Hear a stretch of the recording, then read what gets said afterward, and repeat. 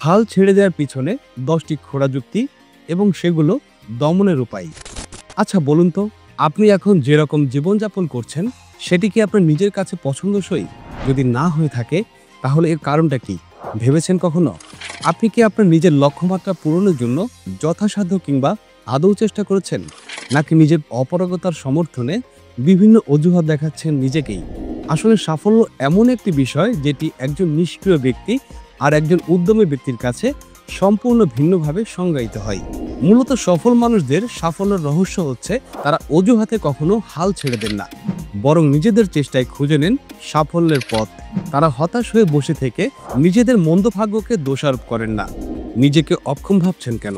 আপনি কেবল নিজের প্রয়োজনে সাহসী পদক্ষেপটি নিতে পারছেন না। আপনার শুধু প্রয়োজন এমন কিছু যা আপনার আত্মবিশ্বাসকে উজ্জীবিত করবে আর আপনাকে সন্ধান দেবে সাফল্যের পথের। আসুন দেখে নেই আপনার হাল ছেড়ে দেবার নেপথ্যে থাকা কোন 10টি অজুহাত কাজ করছে এবং সাথে সাথে এগুলোর প্রতিকারও এখানে উল্লেখ করা হলো। শুরুটা যে করব কিভাবে? পদ অভ্যাস বা অজুহাতের ক্ষেত্রে এই বিষয়টা সবার থেকে এগিয়ে। আমরা শুরুতেই ভেস্তে যাই, আসল সমস্যাটা অন্য জায়গায়। আমরা শুরুতেই কি করি, কাজের শেষ নিয়ে মনের মধ্যে একটা ছক আঁকি, কিন্তু বিপত্তিটা তখনই লাগে যখন দেখি ছকটা আমাদের চিরাচরিত আইন অনুযায়ী মিলছে না। ফলশ্রুতিতে আমরা সেই কাজটা শুরু করা নিয়ে গড়িমসি করা শুরু করি। ব্যক্তিভেদে পরিবর্তন হতেই পারে, কিন্তু সেটা নিয়ে মহাপরিবর্তন বললে ভুল হবে। বলা যায় প্রচুর পরিমাণ তথ্য বা জ্ঞান অর্জন করে সেটিকে যদি বাস্তবসম্মত জীবনে কাজে না লাগানো যায় তাহলে সেই তথ্য বা জ্ঞান অর্থহীন। এর জন্য ছোট্ট একটি সমাধান হচ্ছে, বরং আপনার জন্য সবচেয়ে গুরুত্বপূর্ণ কাজটি বেছে নিন, এরপরে নিজের জীবনে সেটি কাজে লাগানোর চেষ্টা করুন। এটি সম্পন্ন হলে তারপর অন্য বাছাইকৃত কাজের দিকে নজর দিন। তবে মনে রাখবেন, আপনি যাই করছেন সেটা আপনার কাজে তৎপর হবার জন্য। যখন আপনার লেভেল আপনি বুঝতে পারবেন তখন আরেকজনকে সেটা বুঝিয়ে বলবেন, তখন সেটা হবে আপনার দায়িত্ব। সময় কোথায়? এটি সবচেয়ে সাধারণ একটি অজুহাত যা শুধু আপনি নন, অনেকেই দিয়ে থাকেন। আপনি সময় খরচ করেই প্রতিদিন ঘুমান, টেলিভিশন দেখেন, গুজব দিয়ে মাথা ঘামান, কিন্তু ভাগ্যকে গালমন্দ করেন। তাহলে সময় আপনি পাবেন কোথা থেকে? সফল মানুষেরা এমন কোনো কাজে সময় খরচ করেন না যাতে তাদের জীবনের শক্তি বাজে অপচয় হয়। এই ধরনের অন্তত একটি কাজ ছেড়ে দিয়ে দেখুন, সাফল্যের পথে আপনি কয়েক ধাপ এগিয়ে যাবেন। স্টিভ জবস বলেছিলেন, আজ যদি আমার জীবনের শেষ দিন হতো তাহলে আমি কি যা যা করতে যাচ্ছি তাই করতাম আজ, নাকি অন্য কিছু করতাম? যখনই এই প্রশ্নের উত্তর না হতো, পরপর বেশ কিছুদিন আমি জানতাম আমার কিছু একটা পরিবর্তন করতে হবে। লোকে কি বলবে? শৈশব থেকেই অন্য মানুষদের সমালোচনার ভয় আমাদের মনের আসন গেড়ে বসে। আপনি আপনার বাবা মা অথবা পরিচিত জনদের মতামতের উপর নির্ভর করে এসেছেন। এভাবে আপনার মনে এই বিশ্বাস বদ্ধমূল হয় যে অন্য মানুষ যেটি মেনে নেবে সেটি আপনাকে করতে হবে। কিন্তু মনে রাখুন, আপনার আচরণ অথবা জীবনযাপন অপছন্দ করে এমন মানুষ সবসময় থাকবে। তাই অন্যের মতামতের উপর সম্পূর্ণ নির্ভর না করে নিজের ভিতরের অনুভূতি উপলব্ধি করার চেষ্টা করুন।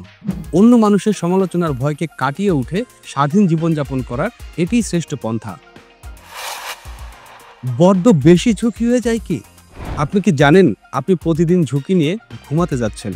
সকালে আপনি সুস্থ স্বাভাবিক অবস্থায় জেগে উঠবেন কিনা এর কিন্তু কোনো গ্যারান্টি নেই। তারপরেও ঠিকই আপনি প্রতি রাতে ঘুমাতে যান। পরের বার যদি ঝুঁকি নিয়ে দুশ্চিন্তা করেন তাহলে নিজেকে বলুন, যদি আমি জানতাম যে আগামীকাল সকালে আমি জেগে উঠবো কিনা তাহলে কি আমি ঝুঁকি নিতাম? আমাকে দিয়ে হবে না, এই কথা উচ্চারণ করলে বুঝতে হবে আসলে নিজেকে আপনি এভাবে দেখে আসছেন। তার চেয়ে বরং নিজেকে বলুন, আমিই পারবো, অন্তত আমি চেষ্টা করে যাব। নিজেকে ভিন্ন এক সত্যের মুখোমুখি দাঁড় করান। আপনি যা চান সেটি পাবার যোগ্য আপনাকে হতেই হবে, এমনটা কথায় লেখা আছে। তাহলে নিজের কানে নেতিবাচক কথা কেন বলছেন?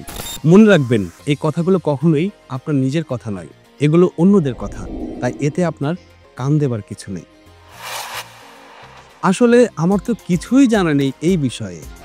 আপনার পছন্দসই বিষয়গুলোর সম্বন্ধে আপনি সহজে জেনে নিতে পারেন ইন্টারনেট থেকে। সফল আর প্রভাবশালী ব্যক্তিদের বক্তব্য, চিন্তাভাবনা সম্পর্কে জানুন। তাদের সফলতার পিছনে কৌশল বোঝার চেষ্টা করুন।